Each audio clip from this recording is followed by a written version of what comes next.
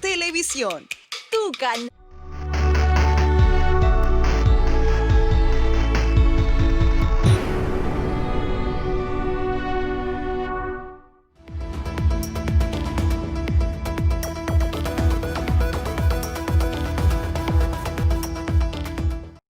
Hola amigos, ¿cómo están? Buenos días, bienvenidos a Política y Poder. Como siempre son las 9 de la mañana con 2 minutos. Yo no sé ustedes, pero aquí por lo menos hace un frío de la patada. No sé cómo estará la cosa por San Juan del Urigancho, en Lima Norte, no tengo idea, pero acá está muy fuerte y está colando un micrófono, debe ser el de Omar. Estamos en un momento con Omar Chejade, presidente de la Comisión de Constitución. Antes era...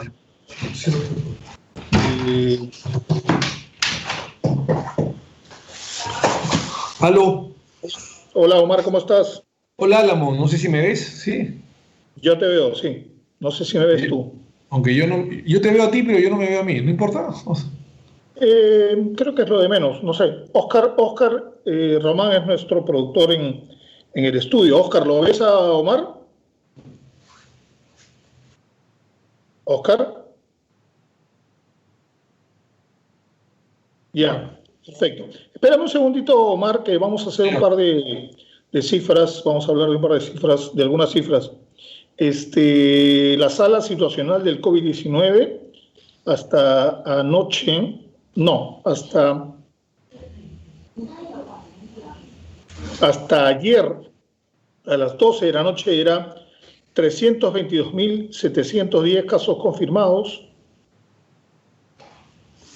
de las cuales 214.152 habían sido dadas de alta. Bueno, eso es de una u otra manera una buena cifra. Número de fallecidos, lamentablemente 11.682, casi 2 millones de personas muestreadas, 1,5 millones de casos negativos, hospitalizados 11.000, casos confirmados por sexo. Esto lo dije la semana pasada y me sigue asombrando. Antes era 80-40, 80-20 creo, o 75-25. Ahora los masculinos son 57 y los casos femeninos son 42. Es una cifra bastante alta y eso de una u otra manera te demuestra cómo se maneja la vida en Lima y en el Perú. Bueno, acá hay un cuadro que me ha pasado mi productor Carlos Álvarez hace un ratito.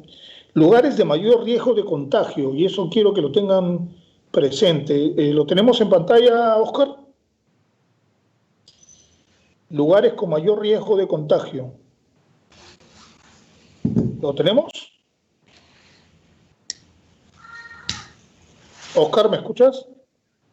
Ya. Ahora pasemos de la sala situacional al otro cuadro, al cuadro de lugares con mayor riesgo de contagio. El que te mandé primero. Ya. Lugares muy altos de riesgo de contagio. Hospitales, transporte público, reuniones con familiares o amigos, bares o discotecas, eventos religiosos. Ojo, hoy es domingo y mucha gente va a eventos religiosos, principalmente evangélicos, eventos masivos, plazas de mercado, gimnasio. Mucha gente piensa que en el gimnasio, ¿qué te vas a contagiar en el gimnasio? No, el gimnasio es un lugar de contagio. Muy alto, hospitales, transporte público, reuniones con familiares o amigos, bares o discotecas, eventos religiosos, eventos masivos, plazas de mercado y gimnasios. Alto. Lugares con alto riesgo de contagio, bancos, ascensores. Yo no me meto en un ascensor con otra persona nunca, de ninguna manera, cuando salgo, y no salgo nunca. Cines, supermercados, universidades, colegios o escuelas. Bueno, eso es obvio. Medio alto, oficinas con cubículos de menos de 2 metros, empresas de producción, peluquerías o salones de belleza. Yo a la chica que me hace los pies o que me corte el pelo, yo le digo que venga a mi casa porque no es muy peligroso. Centros comerciales, restaurantes, consultorios médicos, Yo para entrar a un restaurante, no sé tú, Omar, pero yo me fijo de que No, estoy bien separada la mesa. ya, yo no Eh, voy al restaurante ya. no juegan ahorita. Mayor riesgo de contagio medio, farmacia y vehículos. Bueno, el otro día conversé con una persona. ¿Qué hace una persona en un auto sola con mascarilla? ¿No tiene sentido? Pues. No O tiene con tu sentido. esposa con mascarilla tampoco, ¿no? Porque se supone que tu esposa duerme contigo, ¿no? Por ejemplo, y si estás solo, menos, pues, ¿no? ¿A quién vas a contagiar o quién te va a contagiar a ti? Y bueno, y el riesgo bajo son vías públicas, transporte en bicicleta y la casa, pues, ¿no? Que es donde yo paro y donde no salgo, pero así me maten. Arresto domiciliario. Bueno, Omar, oye, para ¿Qué tal, algún, Alan? ¿Cómo estás? Encantado. ¿cómo estás, Omar? Buenos días. Para algún desubicado, para algún desinformado, Omar fue electo en 2011 como congresista y segundo vicepresidente del gobierno de Ollanta Humala. Creo que en enero del 2012 renunció al cargo de presidente. ¿Hay un niño por tu casa? Debe ser mi hijito. Otra vez. Ciérrale la puerta porque nos va a hacer locuras en la entrevista. Ah, no, se lo han llevado a que juegue por el patio, ¿no? Está bien. Si no me equivoco, no sé si escuchaste, en enero del 2012, o sea, creo que 6 meses después renunciaste al cargo de segundo vicepresidente. ¿Es así? Aproximadamente, no me acuerdo bien, creo que fue 8 meses, algo así, sí, más o menos. Bueno. Empecemos por el principio. Son las 9:08, estamos en directo. ¿Tú dónde estás, Omar? Estoy en mi casa. ¿Dónde? ¿En En qué domingo zona? familiar en mi casa, ¿no? Sí, Magdalena, pero... Ah, Magdalena. más dale. Sí. Yo estoy en el barrio médico de Surquillo y Ajá. nos está viendo básicamente Lima Norte. Omar, si puedes, corta un poco tu micrófono porque se me está colando por ahí. No hay nada. No, no, no te Todo digo a está bien. ti, Omar, le digo a Oscar, al productor que Ah, está en el estudio, ya, ya. en Juan. Bueno, te hago la pregunta que te hice el otro día, que me sorprendió un poco cuando conversamos, creo que el jueves. ¿Por qué no estás de acuerdo con Vizcarra en cuanto al tema de la inmunidad parlamentaria? ¿Cuál es la diferencia entre lo que él propone y lo que tú propones? Yo no es que no esté de acuerdo con la inmunidad parlamentaria, o sea, yo siempre he estado a favor de la eliminación de la inmunidad parlamentaria, ¿no? Ujú. Es mi proyecto de ley que lo presenté ya hace varios meses y que fue objeto de la campaña era eliminar la inmunidad parlamentaria. Yo creo que ahí no hay ningún tipo de, digamos, de Discrepancia. discrepancia. No, en lo absoluto, ¿no? Fue el proyecto además que fue aprobado por amplia mayoría el 2000, eh, este año, el 2020, hace unos meses, lo aprobamos en la Comisión de Constitución que presido, y no tuvo ningún tipo de problema, Se ha ¿no? El cortado asunto un fue, poquito la señal. sí, no sé si me escuchas bien. ¿Sí? Ahora sí te escucho. Sí. Ahora sí. No, te decía que esto fue aprobado por amplia mayoría en la Comisión de Constitución que presido, Ya. y acá no hay ningún tipo de discrepancia, ¿no? O sea, yo creo que la inmunidad parlamentaria debe ser abolida, debe ser eliminada, y eso fue mi proyecto de ley con el de varios, que fue aprobado, repito, por amplia mayoría en la Comisión de Constitución que presido hace ya varias semanas, con un amplio debate. Sin embargo, el No día por de... unanimidad. No por ¿Perdón? unanimidad. No. No. No, porque y ahí viene el tema, ¿no? Muchos querían o quieren que la eliminación de la inmunidad sea para todos los funcionarios públicos, ¿no? Para los altos dignatarios, digamos, ¿no? Incluyendo presidente, ministros, aunque no se habla de inmunidad, se refiere al antejuicio, ¿no? Prerrogativas constitucionales. Y digamos, Perdón la interrupción. Eso sí, implicaría también, por ejemplo, no lo sé, presidente del Poder Judicial puede entrar ahí. sí, o sea, todos los altos dignatarios, digamos, se les recortaría su prerrogativa, su antejuicio. Ese no fue mi proyecto ni el dictamen en mayoría aprobado. Sin embargo, te repito, habían varias propuestas que incluían eso, ¿no? Hasta de dos bancadas, del FREPAP y sobre todo de Unión por el Perú. Y sin embargo, el día domingo pasado, cuando el sábado, el día anterior, el sábado, no había pasado la propuesta en primera votación, o sea, había pasado el primer mecanismo, ¿no? O sea, más de 66 votos, pero con un referéndum. Pero lo que se quería es que Ya, no llegue a referéndum, sino que sean dos legislaturas consecutivas ordinarias con 87 votos. Entonces faltaron 5 votos, correcto. fueron 82. Entonces nosotros propusimos como bancada y otras más una reconsideración al presidente del Congreso para que nos llevara pues a una nueva votación en la que se pudiese tener más de 87 votos. Sin embargo, el día Correcto. del debate, los ánimos, hay que decirlos, estaban caldeados. El presidente de la comisión, quien habla, defendí el proyecto inicial de eliminar solamente la inmunidad parlamentaria, pero prácticamente todas las bancadas, o casi todas, 7 de 9, querían de que el texto se ampliara para que sean todos los funcionarios públicos, ¿no? Entonces, del debate, Incluyendo, incluyendo al presidente. todos, así es, todos. Entonces, yo Pero escuché eso exacerbó el ánimo del presidente Martín Vizcarra. ¿Tú crees que le fastidió un poco? no, no solo un poco, ¿no? Evidentemente, él está en contra de eso, ¿no? Ahora, también es cierto de que el presidente Vizcarra en la tarde del día domingo fue el que exacerbó los Salió a ánimos, ¿no? decir, Está clarísimo, ¿no? salió a decir que no tenía ningún problema con eso. O tú crees que fue un, Salió, no, entre no, comillas, el un saludo presidente a la bandera?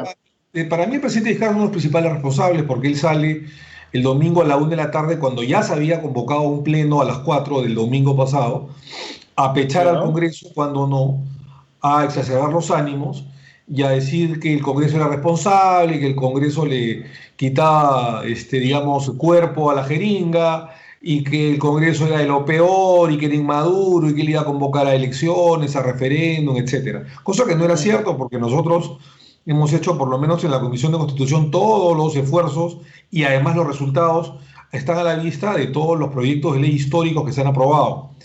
Eso hizo de que se encienda la pradera el día domingo y cuando yo paso a defender el dictamen aprobado en mayoría, que es también mi proyecto de ley de eliminación de la inmunidad parlamentaria, ya el 80% del Congreso no quería eso. Quería, Mm. digamos, que se eliminen todas las prerrogativas y las inmunidades de todos. Entonces, no es que yo haya querido, digamos, intolerantemente sorprender, se me iluminó el cerebro en ese momento y quise, digamos, ampliar la fórmula legal. No es cierto. Es que el presidente de la comisión tiene que consensuar todos los pedidos, todas las peticiones de la Claro, mayoría claro, para llegar a un sí entiendo. consenso. Y el consenso era ampliar la fórmula legal del día anterior y de lo que habíamos aprobado en la Comisión de Constitución. Eso fue lo que hice y recibí el respaldo de 110 parlamentarios. Entonces, el presidente de la Comisión, digamos, no es responsable de los votos, ni opiniones, ni peticiones de las bancadas, mi querido Álamo, ¿no? Claro, entonces, según lo que tú me dices, fue una mala jugada política de parte del presidente Vizcarra salir a pechar al Congreso cuando debió dejarlos actuar libremente. De Sin duda repente. alguna, ¿no? Porque el presidente Vizcarra siempre pues actúa en base a las encuestas, al rating, ¿no? Y claro, como está en caída libre, por lo que hemos considerado, yo soy crítico de él en el sentido de que está fracasando en la lucha contra la pandemia y la reactivación económica es un desastre. Entonces, claro, lo único que le queda es pechar otra vez al Parlamento, porque supuestamente eso le da réditos, cuando eso ya no le da resultados, no le da los resultados que le pudo dar el año Tú pasado, sabes el que, anteaño. claro, tú sabes que yo creo que a veces, yo creo que está mal asesorado. Yo creo, no sé quiénes conforman su equipo. Hay un argentino, eh, creo, ayer, ¿no? ¿Sí? No sabía. Sí, bueno, Pero creo que lo asesoran mal. Creo que no lo orientan mal porque siento, en el fondo, probablemente esté equivocado, pues no lo sé. Yo creo en la buena fe de las personas. Tengo la sensación de que Vizcarra tiene buena fe, quiere hacer las cosas bien, pero como él no gobierna solo, como él gobierna pues con la gente que está a su lado, eso es natural en cualquier presidente, a veces no lo asesoran bien. ¿Tú coincides o no estás de acuerdo? Mira, tiene, lo que te puedo decir es lo que veo, ¿no? Tiene un gabinete ministerial bastante opaco, ¿no? Y soy muy elegante en decir esa palabra, ¿no? Muy opaco, Sí, muy sí, gris, eres muy gris. elegante. Y, y son poco las personas que se pueden salvar de la crítica, ¿no? Tal vez el canciller, tal vez la ministra, ¿no? Pero es una ministra, incluso la ministra de Economía, quiero decir. Pero es una ministra de Tony Economía Alba. joven, ¿no? Pues es una ministra joven, demasiado inexperta, puede ser muy buena teóricamente, puede tener calidades profesionales impecables, ¿no? Pero para un tema de lucha contra la pandemia se necesita horas de vuelo, ¿no? Y tener 32 o 33 años y jugar en las grandes ligas ante una crisis se necesita, pues, la verdad que un especialista, pero que además haya tenido experiencia durante muchos años, recorrido en crisis. Y la doctora María Antonieta Alba no lo tiene. Entonces, vemos que es Pero, un pero, pero Tony gabinete Alba, bastante... ¿no? claro, pero Tony Alba lo que tiene es que cuando aparece en las conferencias de prensa, disculpe que me atribuya, yo lo conozco como Tony Alba, pero es como dice Omar, María Antonieta Alba, Sí. tengo la sensación de que ella maneja bien sus cifras. Esa sensación me da. Sí, Aparte puede que parecer. además ha agarrado un Perú que estaba en azul Así es, totalmente, así es, así es. totalmente. O sea, No, plata en el Perú hay. O sólido, así sea, es. Y es más, se prestó 3.000 millones de dólares sí, para enfrentar la crisis, ¿no? Y se lo dieron rápidamente con intereses bajos. Mira, claro. pueden manejar muy bien las cifras, ¿no? Pero, por ejemplo, yo estoy en desacuerdo que se haya reactivado la economía por fases, ¿no? Y que se haya Ujú. demorado tanto, ¿no? Porque, ¿qué te hace Sí, pensar se de han que demorado, que se han otros demorado mucho. países vayan a decrecer -4%, incluso economías quebradas como la Argentina, y el Perú -12, ¿no? Yo creo que lo que se debió hacer es reactivar la economía, todas las fases al mismo tiempo, pero que cumplan con el protocolo sanitario, ¿no? ¿Por qué el Claro. carpintero, el cosmetólogo, el peluquero, digamos, se les da la oportunidad que puedan abrir sus locales antes que la actividad, no sé, pues minera, textil o fabril o de los restaurantes o la gastronómica? No tiene sentido. Si A digamos, mí todos me, cumplen con el protocolo sanitario, digamos, la economía debió reactivarse al mismo tiempo. Y creo yo que el gran error del gobierno fue no recurrir y no asesorarse por los empresarios y por todo lo que es la empresa privada, ¿no? Creo que fue un error, a ¿no? mí, a mí lo que me comentaron es que la empresa minera no paró nunca. ¿O estoy equivocado? Yo creo que sí paró, de repente, digamos, se reactivó antes que el resto, pero sí paró. Acuérdate que entre la quincena última de marzo y todo abril, prácticamente el incremento del Producto Bruto Interno justamente en ese rubro fue casi nulo, ¿no? Ya. Ahora, dímelo lo más breve que puedas. ¿Qué otras cosas hubieras hecho para manejar esta crisis de una manera de repente un poco más inteligente, según lo que tú propones? Correcto. Mira, digamos, si hubiese sido el asesor del presidente de la República, le hubiera dicho lo siguiente, ¿no? Eh, por ejemplo, él se da cuenta muy tarde que el foco infeccioso, tú has hablado de focos infecciosos, ¿no? Cuando Ujú. me has comenzado a entrevistar. Y, por Sí. ejemplo, el foco infeccioso se da cuenta en el día 55, que era el transporte público, los Ujú. bancos y los mercados. Los Y esto mercados. debió ser, claro, y los mercados informales. Y él debió darse cuenta de esto la primera semana. Cuando se da cuenta ya era demasiado tarde, ya habían más de 100.000 infectados. Entonces creo que fue un Ujú. grave error y creo que esto lo debió solucionar la primera semana. Pero claro, el ministro de Salud no da pie en bola. Por ejemplo, ¿yo qué cosa hubiera hecho? Hubiese aislado a los infectados, no a cuarentenado, que son cosas distintas. En la cuarentena es lo que ha hecho, ¿no? es decir, homogéneamente en un país heterogéneo, ordenó una cuarentena cruel con Fuerzas Armadas en las calles. No, yo lo que hubiera hecho es que a los infectados los hubiese aislado en centros médicos, en grandes hospitales, en el Una vía divorcio. panamericana, qué sé yo. Así es. Y cuando ya hubiesen dado negativo, los regresaba a su hogar a sabiendas de que no iban a infectar a nadie. Otro grave error del presidente de la República. Pero el peor error de todos fue haber comprado, digamos, pruebas de descarte rápidas cuando no es que sean malas las pruebas rápidas, son complementarias.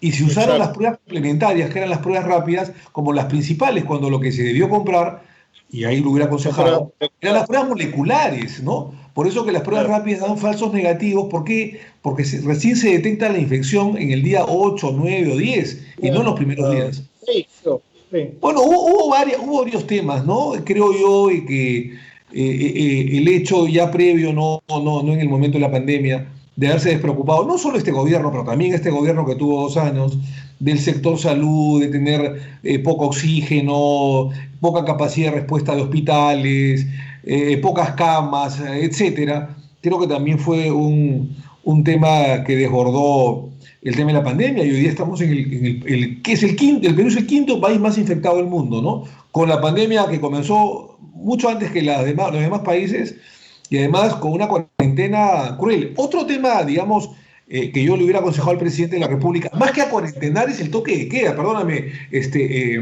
Álamo. O sea, ¿para qué el toque de queda desde las 6 de la tarde? Y un momento que el señor Matuk, no sé de dónde lo sacaron, yo sé que fue jefe del INE en la época de Toledo, decía que Sí. para luchar contra el patriarcado, un día hombres y otro día mujeres, más las 6 de la tarde, es decir, todo terminaba, los locales comerciales de funcionar a las 3 de la tarde, y Claro, eran más claro, claro. aglomeraciones y más contagios. O sea, son eran temas básicos, mi querido Álamo. Entonces, creo yo que el presidente, mal asesorado, y también un raciocinio poco lógico del propio jefe de Estado, ¿no? Ahora, ¿el toque de queda no te parece productivo? O sea, a mí me parece que el toque de queda Sí, sirve porque eso hace que aquí cerca en Surquillo no haya pues en cada esquina 10 pastrulos que estén fumando. por eso te digo, el toque de queda sí. Una cosa es el toque de queda, me parece bien, y otra cosa es la cuarentena, ¿no? Porque mira, hemos llegado a lo mismo. Para haber llegado a lo mismo, yo lo que hubiera hecho es una cuarentena de un mes, o un toque de queda a partir de las 9 de la noche, 8 de la noche, ¿no es cierto? Y el segundo mes reactiva la economía, ¿no es cierto?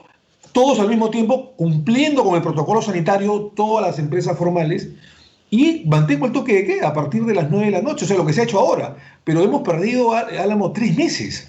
Y esos 3 meses han Sí, hecho que el país colapse sí, económicamente. pero ¿no crees que en realidad, independientemente de que yo reconozco y soy consciente y que la gente necesitaba salir a comprar, que si no tienes refrigeradora tienes que ir a los mercados todos los días, qué sé yo, pero hemos sido no sé qué término encontrar, o sea, muy improvisados a la hora de manejar nuestros espacios. Y hemos salido sin mascarilla, yo no, pues yo soy un ejemplo, y tú también me imagino.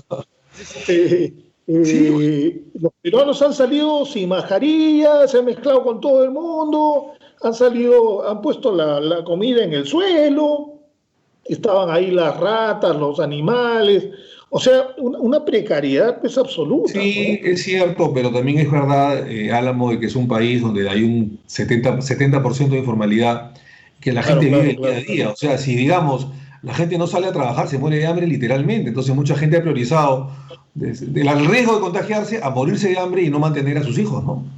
Yo lo entiendo. Sí, sí, es verdad. Ahora, ¿por qué pasemos a temas ya más políticos, Mm. ¿por qué se han ido tantos miembros de tu comisión de constitución? ¿Qué ha pasado? Muchos de ellos son cercanos al Ejecutivo, eso hay que decirlo. Hay un Creo que han señor, sido 6 o 7, ¿no? 14, sí, un poquito más, creo que 12 o 13, pero ojo que en el Consejo Consultivo son 46. De los 46 han quedado como Ah, 32. Y Ay, ay, ay. ha habido un Eran comunicado, menos, eran menos. un oficio de apoyo de 14 miembros de la comisión que respaldan a la comisión de Constitución, ¿no? En la cual reconocen el trabajo, el sacrificio y los resultados de la comisión. Eh, y que han señalado que el debate continúe, que haya una reflexión y que antes de una segunda votación se abra el debate, cosa que coincide con el Consejo, digamos, de Estado, en el que participó los presidentes de los poderes del Estado, del Congreso, el presidente del Congreso, el presidente de la República. Y eso es lo que vamos a hacer, ¿no? Ahora, claro, hay varios de ellos, mi querido Alan, no digo todos, que son muy cercanos al gobierno, ¿no? Por ejemplo, está el señor Cateriano, ¿no? Cercano al Ejecutivo, está el señor Tuesta, cercano al Ejecutivo, que en su momento fue remunerado, presidiendo una comisión de alto nivel de reforma política, y entre otros, no digo que todos, pero muchos son cercanos al Ejecutivo. Entonces, claro, cuando Omar Chejade ataca o critica o es opositor al Ejecutivo, entonces, claro, hay que acallarlo, ¿no? Hay que acallarlo como con personajes del entorno del gobierno. Entonces, es una jugada política, digamos, ¿no? Mira, mi comisión, Álamo, no es porque yo la presida o esté conversando contigo, ha aprobado 7 proyectos históricos, digamos, que no lo había aprobado ninguna otra comisión. O sea, la alternada y paridad de género, por ejemplo, para que las mujeres...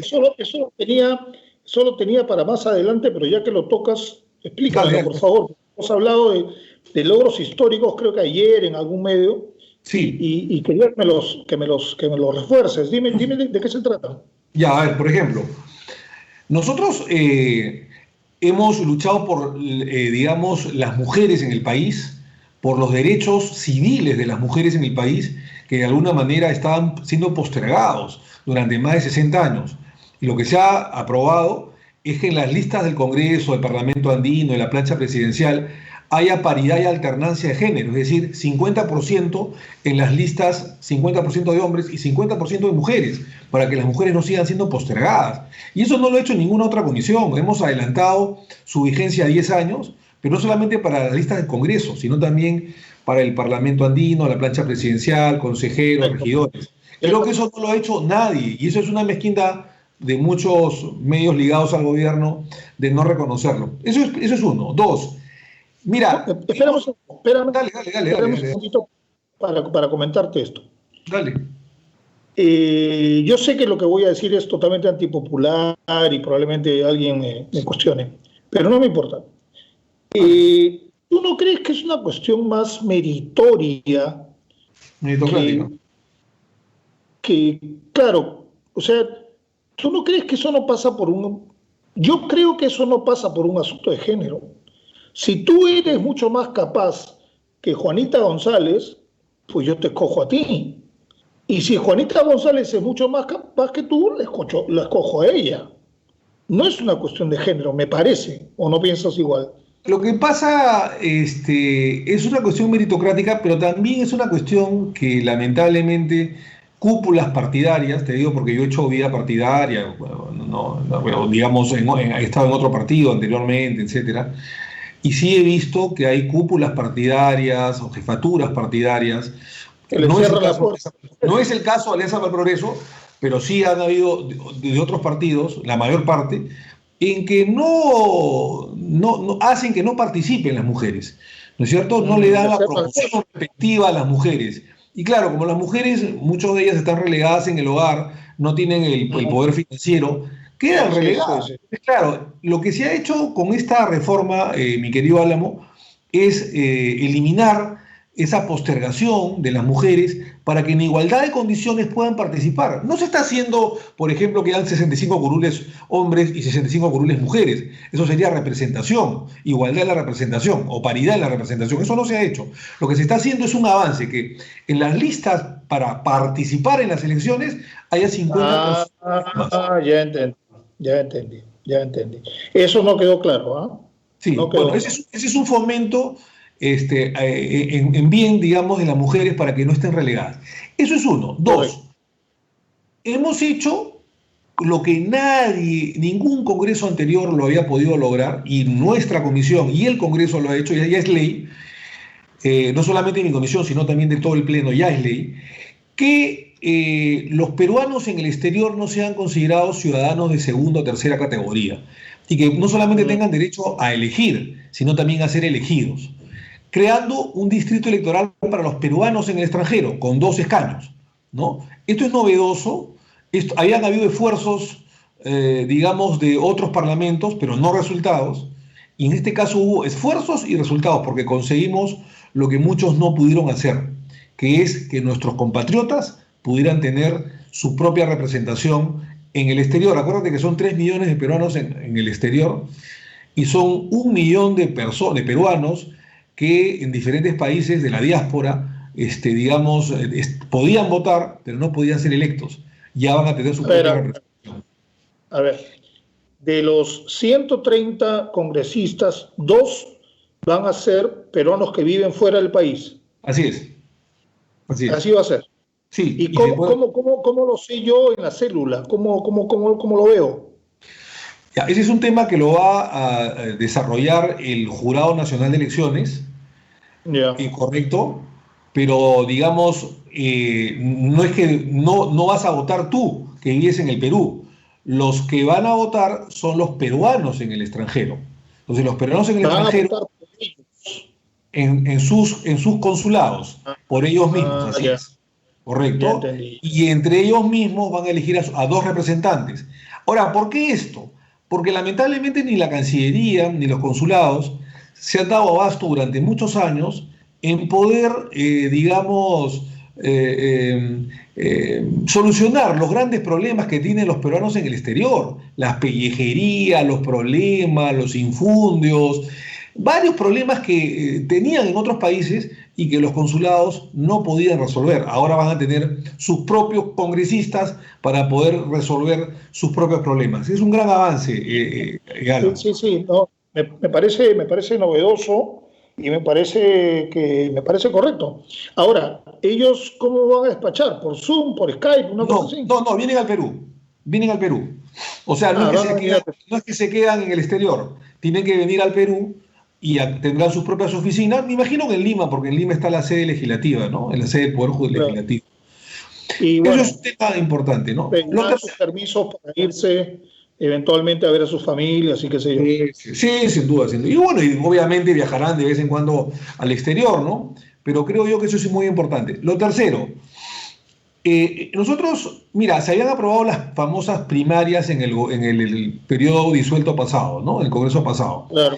¿Qué son las primarias? Que 25 millones de personas, tal cual es en Estados Unidos, salgan a votar por sus propios representantes de sus propios partidos, salgan a votar en las calles, ¿no es cierto? Son primarias, ¿no? En que hay una campaña, digamos, electoral de los candidatos. Es una fiesta electoral, como es en Estados Unidos, como es en Argentina, por ejemplo, ¿no? Entonces, es un desfile de 25 millones de personas, pero claro, esto fue aprobado, digamos, en una época de normalidad. Esto fue aprobado en una época en la que no había pandemia, el año pasado. Claro. Entonces, ahora, justo cuando nosotros juramentamos, viene la época de la pandemia. Entonces, ¿qué cosa ha pasado? Que lo que haríamos es que 25 millones de personas salgan al paredón, a la muerte, para contagiarse. Porque esto iba a ser en noviembre. Esto iba a ser en noviembre de este año. Pero lo que hemos hecho es suspender las primarias para el año 2022. O hacerlas de repente por internet, ¿no? No sé. No, ya se han suspendido para el 22. Creo que era lo mejor. Y el 22, recién para las elecciones regionales y municipales, habrá primarias. Esto es en defensa de la sanidad. No va a haber primarias entonces. Primarias internas dentro de los partidos sí, pero las primarias abiertas, públicas, que la gente salía a las calles y que esto nunca había habido, esto se ha suspendido hasta el 22. Correcto. El 22. Después. Ya, ahora que me lo has dicho, espérame un segundo. Déjame hacerte una pausita. Dale. ¿Tú crees correcto? Y probablemente esta pregunta tenga una connotación política. Sí, pues, probablemente. ¿Tú crees correcto que hagamos elecciones el 11 de abril? ¿Te parece una buena decisión de parte de Vizcarra? El presidente de la República ya tomó la decisión. Nosotros en la Comisión de Constitución queríamos aplazarlo, la vuelta electoral, ojo, lo que no se piense que es el periodo de elecciones, no. la vuelta electoral un mes hasta mayo, ¿no? Hasta mediados de mayo, para dar tiempo a que se pueda derrotar el COVID y que pueda llegar una vacuna. Sin embargo, el presidente de la República ya convocó elecciones y la vuelta electoral es el 11 de abril y bueno, estamos convocando al Ministerio de Salud, a los organismos electorales, para que puedan defender la sanidad de las personas cuando vayan a votar, ¿no? Ahora, él creo que ha dicho que no tenía más opción porque la ley lo obligaba a hacerlo y creo que el día que lo hizo y ya no tenía más plazo. Tenía varios días más del mes de julio. Él se enteró de que la Comisión de Constitución estaba viendo una fecha tentativa que sea mayo y parece que no le gustó y quiso convocar para abril. Pero en fin, mira, al final sea abril o sea mayo, igual el riesgo va a haber, ¿no? El riesgo va a existir, ¿no? Digamos, lo que hay que cautelar y lo que estamos haciendo, porque estamos justamente debatiendo ese tema, es que el día de elección haya más colegios electorales, de repente el doble de colegios, para que haya menos personas en cada colegio y menos aglomeración, y aumentar las horas de votación, que no sea de 8 de la mañana a 4 de la tarde, sino que sea de 8 de la mañana a 6 de la tarde o a 7 de la noche. Aumentar 2-3 horas de más. 6 de la mañana, de 6 de la mañana a 7 de la noche también. Ya, esa es otra posibilidad, Estamos debatiéndolo, todavía no se ha aprobado, pero el dictamen que hemos presentado nosotros, y en mi caso como presidente de la comisión, es aumentar las horas del día domingo para que haya menos aglomeración, las horas de votación, ¿no?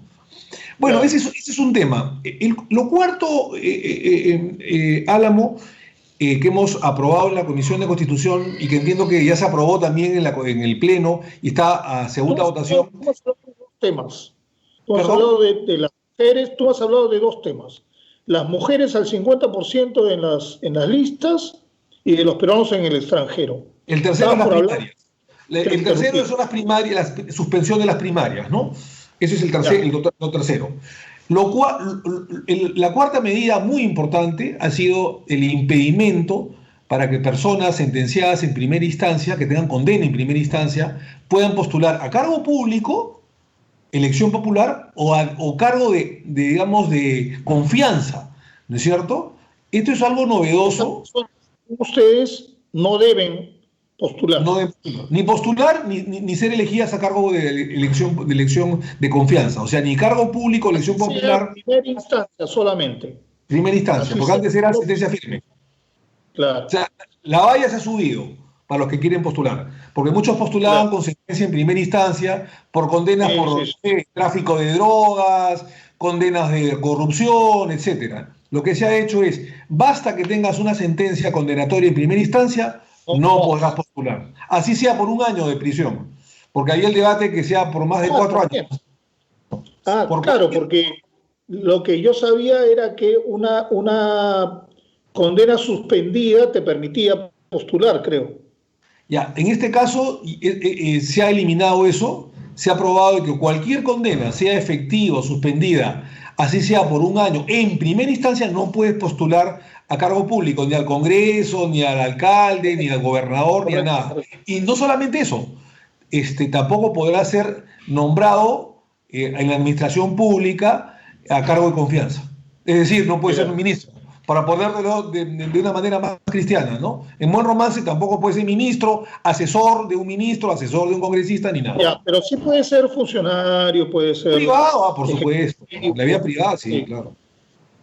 Estamos hablando de la administración pública, ¿no? Correcto. ¿Cuál sería el cuarto? Ese es el cuarto. Ese es el cuarto, perdón. Tienes razón. El quinto, ¿cuántos son? Mira, son aproximadamente 6-7 normas, ¿no?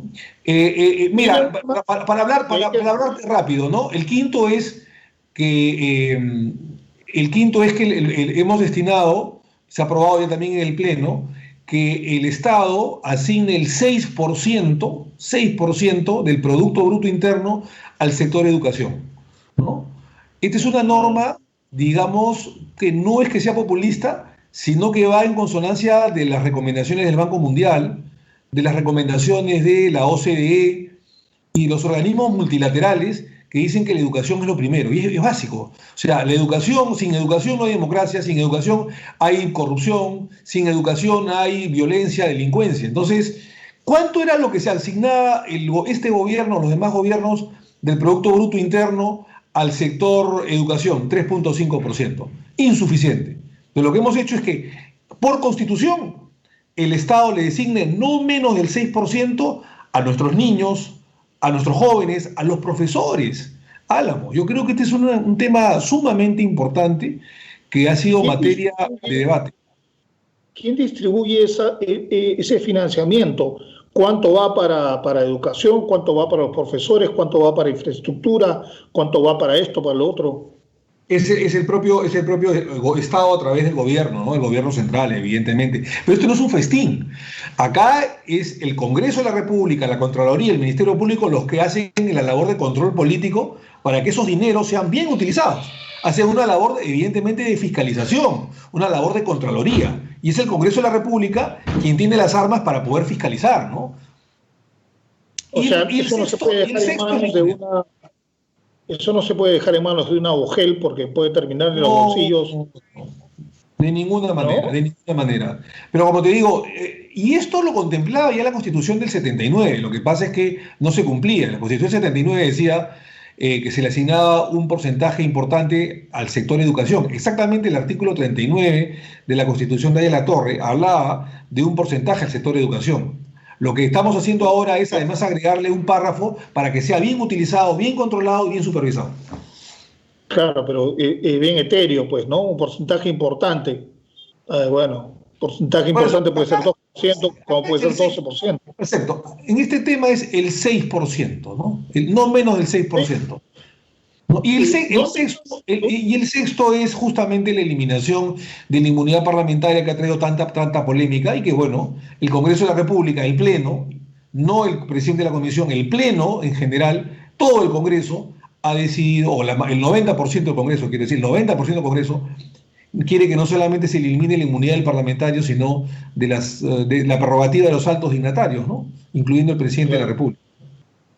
Sí, a mí me parece muy bien. Eso sí, yo estoy totalmente de acuerdo. Te estaba diciendo que, ¿por qué no darle un poco más de plata a la salud? Sí, y gracias por la pregunta, porque esto por si acaso no ha sido coordinado. Tengo un proyecto de ley en el mismo sentido del sector educación, en la que señala de que el Estado le asigna no menos del 6% al sector salud. Hay dos proyectos de ley. ¿Cuánto tiene ahora? ¿Cuánto tiene ahora? Ya, el sector salud aproximadamente 2,8, no es más. 2,8, 2,7 de PBI.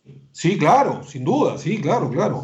Mientras que el sector de educación era 3,5 o 3,6, el sector salud 2,7, 2,8, ¿no?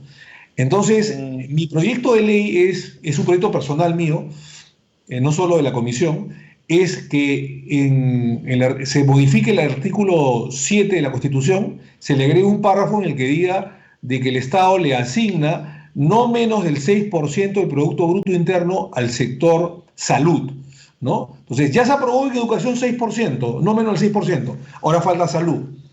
Lo que pasa es que todavía está en debate. Estamos convocando a varios especialistas. Espero que en algún momento pronto se pueda aprobar y se pueda constitucionalizar esa asignación del 6% del PBI al sector salud. ¿Y eso significaría quitarle a otros sectores o no? Es buena pregunta porque muchos dicen que el Congreso no tiene iniciativa de gasto. Es verdad, no tenemos iniciativa de gasto. Y esto no es iniciativa de gasto, es reasignación del gasto.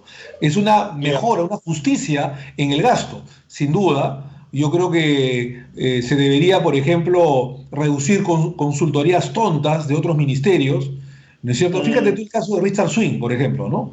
Por ponerte un caso. Pero ese caso, que es emblemático, de eso hay 1.000, ¿no? En muchos ministerios que empezaron. Miles. Claro. Ya. Fíjate que si eso se elimina y se reasigna al sector educación y al sector salud, ¿cuánto habremos avanzado, no? Compremos menos tanques, por último, ¿no? Se pueden comprar menos tanques, ¿no? Con 2 tanques menos ya estamos... Hay más hospitales. ¿Cuánto puede costar un avión, no? Aprovechemos yo soy una persona que apoya mucho a la diplomacia, ¿no? Mejoremos, y creo que tenemos una muy buena Cancillería, un muy buen Ministerio de Relaciones Exteriores, nuestra diplomacia es una de las mejores del mundo. Repotenciemos aún más la diplomacia y eliminemos la fuerza bélica, ¿no? Claro. Y con eso podemos construir hospitales, ¿no? Claro.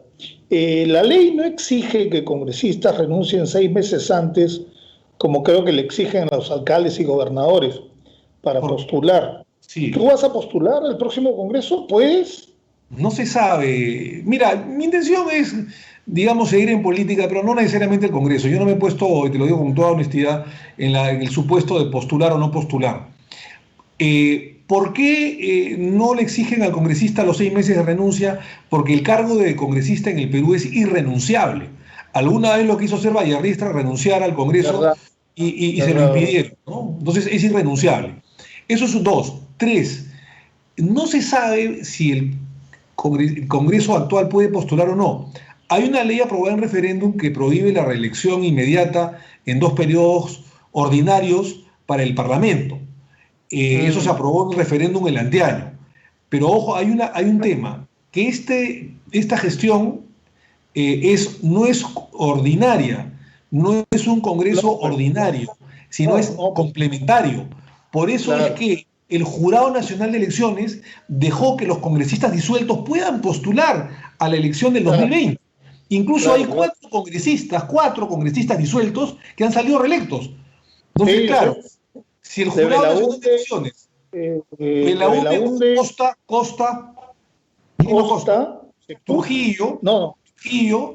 Trujillo de Fuerza Popular y otro más de Fuerza Popular que no recuerdo, son 4. Sí. 2 de Fuerza Popular y 2 del Partido Morado. Entonces, claro, muchos dicen, si los congresistas disueltos pudieron postular, porque este no es un periodo ordinario, sino complementario, a igual razón, igual derecho, este Congreso, y hablo en condicional, podría postular al 2021 porque no es un Congreso ordinario, es un Congreso de año y medio, complementario. Ese es un tema que no le corresponde al Congreso actual interpretarlo, sino al Jurado Nacional de Elecciones. El jurado dirá si es válido o no. El congresista que postuló en esta elección solamente por año y medio, ¿puede postular el 21 o no puede? Lo que sí queda claro que el congresista del año disuelto no podrá postular, eso está claro, ¿no? El Congreso disuelto del 19 no puede postular el 21, eso queda bastante claro. Buena acotación. Ahora, el presidente Martín Vizcarra ha dicho que no lo va a hacer, pero hay constitucionalistas que dicen que él podría postular a la presidencia del 21 porque él no postuló a las presidenciales del 2016. Eso ha dicho, por ejemplo, José Manuel Villalobos, experto en derecho electoral. ¿Tú coincides? No, y la mayor parte de constitucionalistas coinciden conmigo, ¿no? En el sentido de que el presidente de la República ya juró como jefe de Estado. O sea, no es el vicepresidente, y yo lo he sido, que es encargado del despacho presidencial cuando el presidente de la República se va al exterior de viaje. No es así. Ojo, en ese caso, no es que hayan 2 presidentes de la República. Es decir, el presidente que se va de viaje, que digamos ganó las elecciones, y su vicepresidente que se convirtió en presidente porque el presidente está de viaje. No es así, no hay 2 presidentes, no. El presidente se va de viaje con la aprobación del Parlamento, y el vicepresidente que asume sus funciones es simplemente encargado del despacho presidencial. Y en esto seguramente asumió la encargatura cuando Kuczynski se iba de viaje, el señor Vizcarra durante unos días. Pero esto ya no es así. O sea, ya el presidente Kuczynski renunció, antes que lo censuren, renunció a la presidencia, y Vizcarra juró como presidente de la República. Entonces, él no tendría, no podría ser candidato a la presidencia. O sea, tendría que esperar un periodo. 5 años más. Sí. Un periodo. Sí. Ya. Está bien. Bueno, Omar, te agradezco mucho la entrevista. Encantadísimo. Y realmente creo que esta Comisión de Constitución es una labor importante, porque en la medida que sigas haciendo cosas como las que nos has enumerado hace un instante, se te va a recordar bien y se va a recordar... déjame, perdóneme, y no es un autobombo como muchos pueden decir, y gracias por la entrevista, Álamo, en apenas 2 meses y 5 días, porque ¿cuándo nos hemos instalado en la condición? El 25 de abril, ¿no es En cierto? abril, ¿no? En abril, Sí. o sea, el Congreso el 15 de junio, por todo el tema de la pandemia, el tema de la virtualidad, hemos comenzado a instalarnos en la comisión el 25 de abril de este año. Y de manera virtual, estamos trabajando de manera virtual. Y en 2 meses, apenas 2 meses y 5 días, hemos aprobado 6, 7 normas, digamos, muy importantes, ya para no llamarlas históricas, muy importantes. Y viene la crítica porque el Congreso de la República quiso ampliar el espectro de la eliminación de la inmunidad para todos, entonces yo soy el responsable para un sector interesado del gobierno. Entonces, por favor, ¿no? Bueno, yo lo único que te recomiendo es que trates de que se amplíe el tema de la salud, porque Sí, en claro. cualquier momento se viene de nuevo, compadre. Sí, es verdad. En cualquier momento. En cualquier momento. Bueno, Lo vamos a hacer. que pase. Y se va a abrir el debate, Que y se va a abrir el debate. listo, que la pases bien, que tengas un buen domingo. El domingo, Álamo, Disfruta gracias. y estamos en contacto. Vamos a una Gracias por pausa y el venimos inmediatamente con Política y Poder. Gracias, Omar. Cuídate. Chao. Bendiciones, gracias.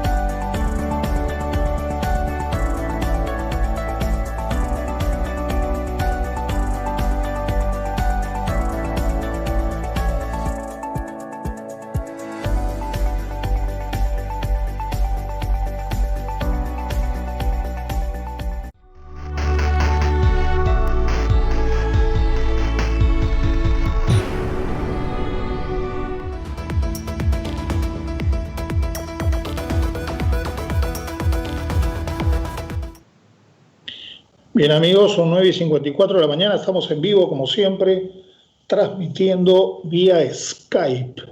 Quiero confirmarle unos datos y terminar el programa con estos buenos datos que me ha mandado mi productor Carlos Álvarez. La sala situacional del COVID-19, ayer a las 00 horas del sábado, hablaba de 322.000 casos confirmados, 214.000 personas dadas de alta y 11.682 fallecidos. 11.000. Una señora de la Organización Mundial de la Salud me alarmó mucho el miércoles o jueves cuando dijo que las cifras oficiales representaban el 10%, disculpen, el 10% de las cifras oficiales, de las cifras reales.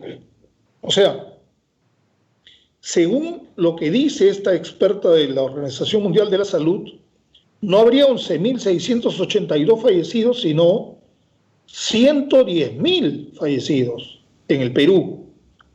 Y no habría 322.000 casos confirmados, sino 3 millones.